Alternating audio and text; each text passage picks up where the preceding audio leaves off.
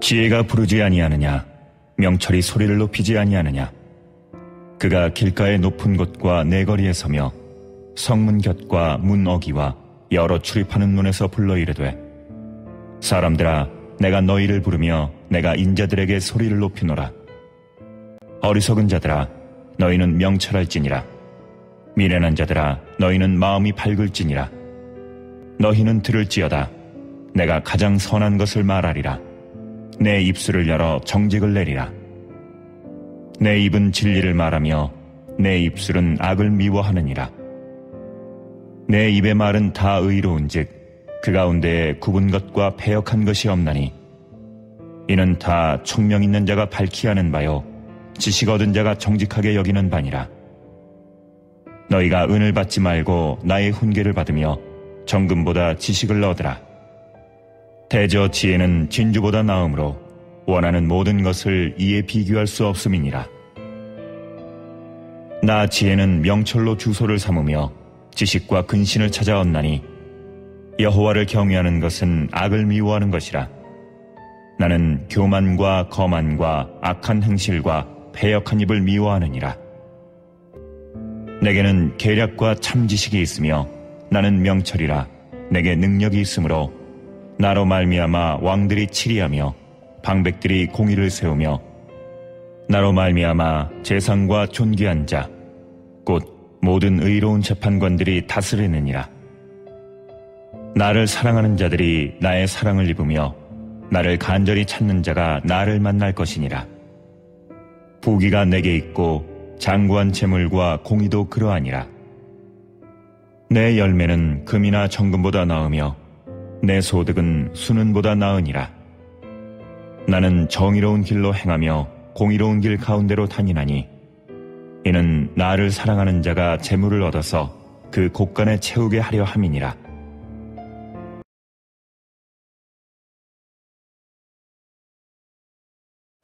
네, 오늘은 지혜에 대한 이야기를 하려고 합니다. 지혜가 뭡니까? 지혜는 우리가 흔히 세상 사람들은 것을 슬기롭다 라고 말하기도 하고 총명하다 말하기도 하고 머리가 참 잘 돌아간다 이렇게 얘기하기도 합니다. 지식과는 다른 거예요. 지식은 아는 거죠. 그야말로 공부해서 배워서 아는 게 지식이에요. 그러니까 많이 듣고 많이 이렇게 배우면 늘어나는 게 지식이에요. 지혜는 그렇지 않죠. 지혜는 배워서 하는 게 아니에요. 지혜는 근본적으로 성품하고도 비슷한 거예요. 배워서 되는 건 아니고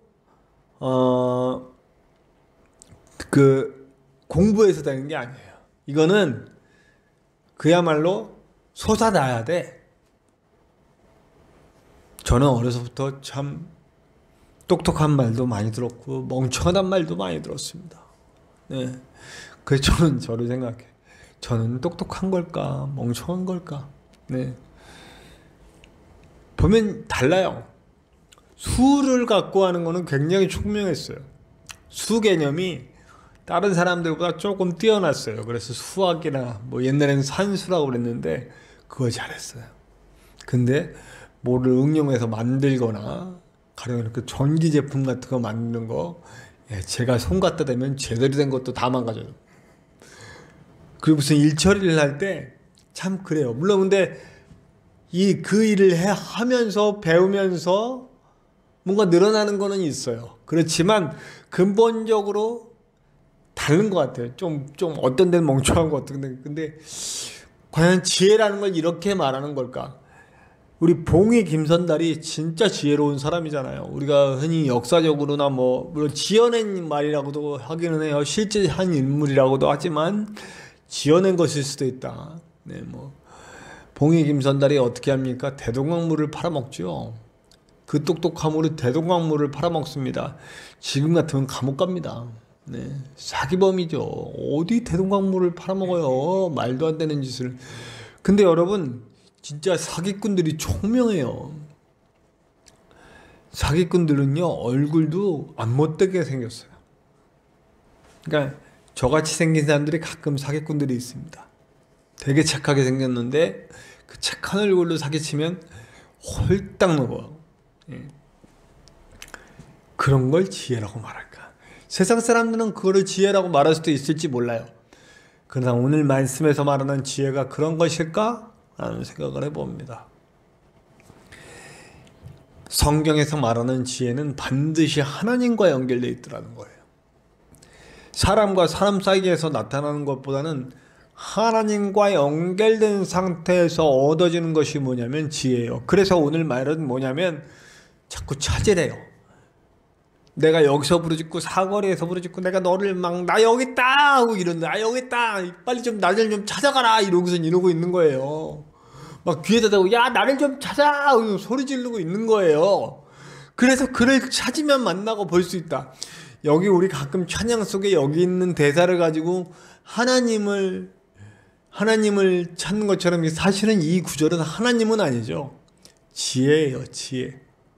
근데 더 비슷할 수 있어요. 이게 그냥 지혜가 아니에요. 하나님과 관계되어서 하나님으로부터 부어지는 지혜를 말하는 거죠. 이 지혜의 특징은 뭘까요? 이 지혜의 특징은 악을 쫓아가지 않습니다. 아까 얘기했죠? 세상의 지혜. 대동강물 팔아먹으면서 그게 지혜랍니다. 네. 그럼 그거는 악을 도모했잖아요. 자기 이익을 위해 사기친 거 아니에요. 그건 지혜가 아니라 성경에서 말하는 지혜는 그게 아니다. 악과 반대 방향으로 가는 것 이게 지혜다. 그 악과 반대 방향으로 가는 데에 있어서 그것을 원활하게 만들어낼 수 있는 것들 그게 바로 지혜라는 거예요. 그래서 여기선 반드시 뭐가 필요해요? 왕들에게는 치리하는 힘, 판사들에게는 재판하는 힘 그런 거예요. 근데 그 방향성이 어디라고요? 악이 아니라 의라는 것입니다. 자, 우리나라 옛날에 참 재판관들이 엉뚱한 재판들을 많이 했습니다. 군인 대통령에게 잘 보이려고 그 자리에서 사형 판결 내리고 7시간 만에 사형해버린 아주 못된 역사들이 있습니다. 그 재판관들은 의로 재판한 걸까요? 그 재판관들은 정말 나쁜 재판관들이에요. 검사들은 어떻고요? 대통령은 어떻습니까? 자기 정권을 그냥 영원히 대통령 해먹으려고 아주 주요. 영원히 대통령 해먹으려고 하다가 초대 대통령 이땡땡 장로님이라는 이유로 기독교인들은 아직도 물고 빨고 하는데 저는 도저히 물고 할 수 있는 대통령이 아니에요. 이미 모르겠어요. 독립운동할 때 그때만큼은 정말 순수했을지 모르지만 대통령이 되어서 사람들에게 총을 쐈어요. 그 중고등학생들한테요. 6.25 때는 전쟁 나니까 지 혼자 쇽 도망가고 한강다리 끊어먹고요. 그 사람은 정말 지혜로 나라를 다스렸는가 아니란 얘기죠. 이런 자들에게 지혜가 필요해요. 어떤 지혜요? 악이 아닌 의로 가는 지혜가 필요하다는 얘기입니다. 그 지혜가 지금 부르고 있는 거예요. 그 똑똑해서 대동강물을 팔아먹거나 아니면 자기의 권력을 이용해서 다른 사람들을 억울하게 만들거나 힘들게 만드는 그런 지혜가 아니고 자기의 유익을 추구하고 자기의 목적을 이루기 위해 똑똑한 머리를 돌리는 것이 지혜가 아니고 여기서 부르짖고 나를 찾으라 하고 하는 지혜는 하나님의 지혜, 의의 지혜는 거예요. 저는 우리나라는 참 훌륭한 나라라고 생각합니다. 저는 정말 이 아시아의 역사에서 유례를 찾아볼 수 없을 만큼 민주화를 성공해낸다는겁니다. 진짜 독재자들이 그렇게 많았음에도 불구하고 그 독재자들 다 몰아내고 이제는 국민이 직접 자신이 원하는 대통령을 뽑고 정치가를 아직도 물론 뭐 문제는 많이 있습니다만 우리 주변 국가들에 비해서 생각해 보세요. 중국, 러시아, 일본, 북한은 말할 것도 없고요. 우리나라처럼 민주화 잘 된 나라가 어디 있습니까? 그렇죠? 네? 아주 세상의 유례를 찾아볼 수 없는 민주화가 잘 이루어지는 나라 중에 하나예요. 거기에는 피 흘려 자기를 희생한 수많은 피들이 있고 일제시대 때 공산주의와 싸우면서 또 독재와 싸우면서 우리나라를 이끌어온 거기에 수많은 피 흘린 기독교인들이 있어요. 저는 그들이야말로 진짜 지혜로운 사람들이다 라고 생각하고 있어요. 왜냐하면 그들은 자신의 목숨을 내어 던져서라도 하나님이 원하시는 바를 이루려고 했으니까요. 자, 여기서 말하는 거예요. 의를 향해서 가는 핵심이 나옵니다. 몇 절이죠? 한번 찾아볼까요? 13절 핵심절이 나옵니다. 다 같이 한번 읽어봅시다. 시작. 하나님을 경외하는 것은 악을 미워하는 것이라. 나는 교만과 거만과 악한 행실과 패역한 입을 미워하느니라. 이게 키에즘이라는 거거든요. 그냥 교차 대꾸법이라는 거예요. 한 단락이 있으면 중심, 그 글의 중심의 핵심 주제를 딱 넣어놓는 거예요.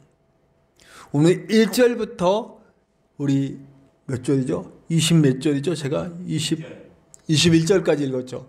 22절 중간에 13절에 딱 중심 구절.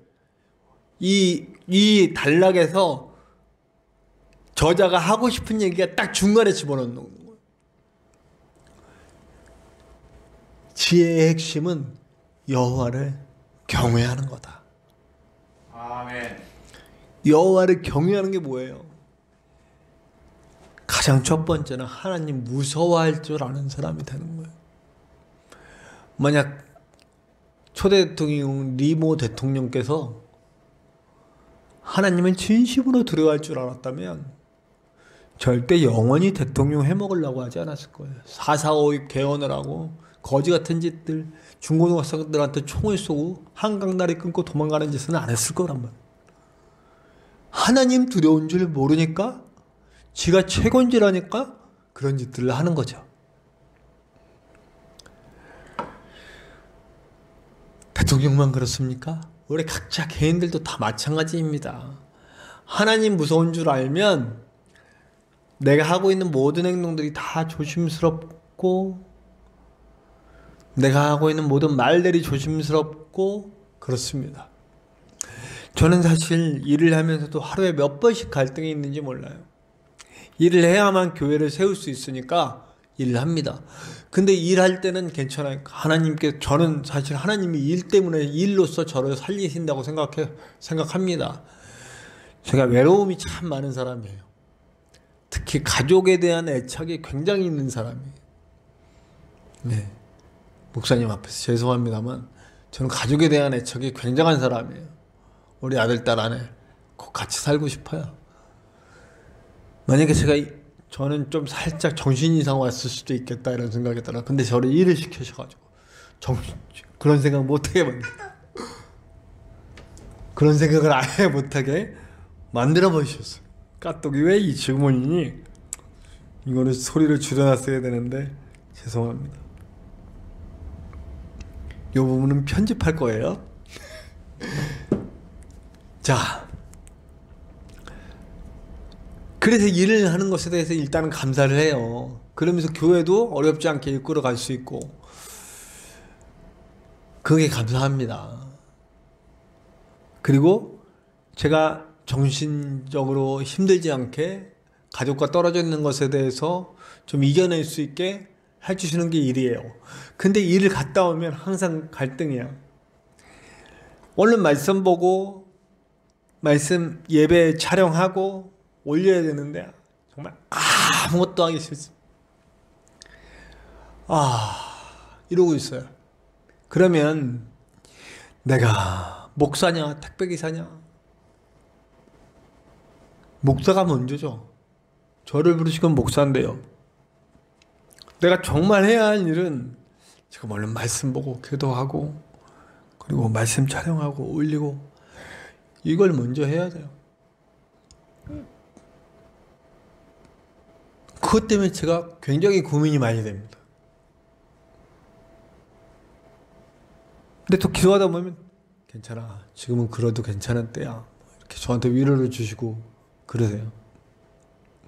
그 때가 되면 이제 일 다 내려놓고 목회만 할 수 있도록 만들어 주시겠죠. 아멘. 그 모든 시간들이 저에게 제가 고민된다는 말씀을 드리는 거예요. 제가 왜 하나님이 무섭기 때문에 고민되는 거예요. 하나님이 두렵기 때문에 내가 고민되는 거예요. 내가 목사로서 살아야 되는데 이렇게 살아도 되나 하는 생각들을 계속하게 만드는 거예요. 이건 저뿐만 아니고 우리 기독교인들이 모두 해야 되는 고민이에요. 이게 바로 지혜라는 거죠. 하나님이 무섭기 때문에 매 순간 매 선택에서 고민을 하고 매 순간 매 선택에서 무엇을 해야 하고 무엇을 결정해야 되지 항상 고민하고 하나님께 묻고 또 묻고 답을 얻고 하는 일을 해야 되는 것이 바로 지혜라는 거예요. 아멘. 경외의 두 번째는 뭐예요? 하나님을 사랑하는 거예요. 하나님과 깊이 있는 관계 속에서 하나님이 날 사랑한다는 걸 알았어요. 그 크고 위대하고 무섭고 대단하신 분이 딸을 사랑한다는 걸 알기 때문에 거기에 감격하고 감사해서 하나님의 원하심에 자발적으로 나오는 거죠. 억지로 끌려 나오는 거예요. 무섭기만 하면 억지로 끌려 나오죠. 두 번째 핵심은 경외의 핵심은 하나님과의 깊이 있는 사랑을 나누는 거죠. 그 깊이 있는 사랑이 우리를 행동하게 만드는 거예요. 아까 두려움 하나님 앞에 그것 때문에 고민하지만 또 다른 고민은 사랑하기 때문에 고민하는 거예요. 사랑하기 때문에 고민하는 거죠.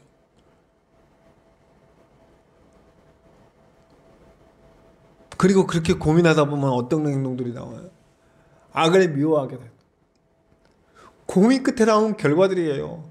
교만하거나 거만하지 않고 겸손하고 악한 행실에 빠지지 않고 어떻게든 선한 영향력을 나타내려고 하고 그 다음에 패역하지 않은 입술, 아름다운 입술, 복음을 전하는 입술이 되어 간다는 거죠.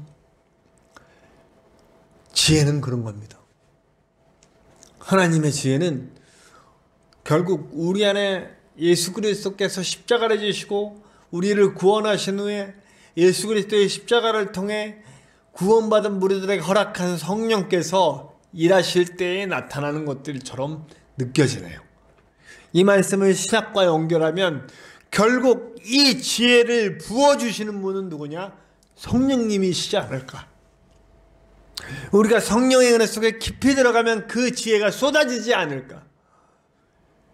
하나님을 알고 나를 알고 우리의 삶을 살아갈 수 있도록 동행하시고 조언해 주시고 강권적으로 역사도 하시고 붙들어 주시고 일으켜 주시고 하시는 성령님이 이것을 하시지 않을까?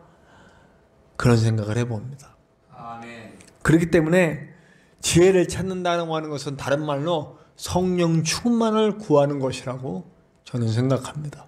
아멘. 부디 저와 여러분 지혜 주실 우리 하나님 앞에 성령 충만을 구할 수 있는 저와 여러분들 됐으면 좋겠습니다. 아멘. 성령 충만한 가운데 모든 결정과 모든 행동과 모든 말들이 하나님이 원하시는 것이 될 수 있도록 저와 여러분들 드릴 수 있는 그런 귀한 하나님의 자녀들이 되시기를 간절히 축원합니다. 아멘. 기도합시다.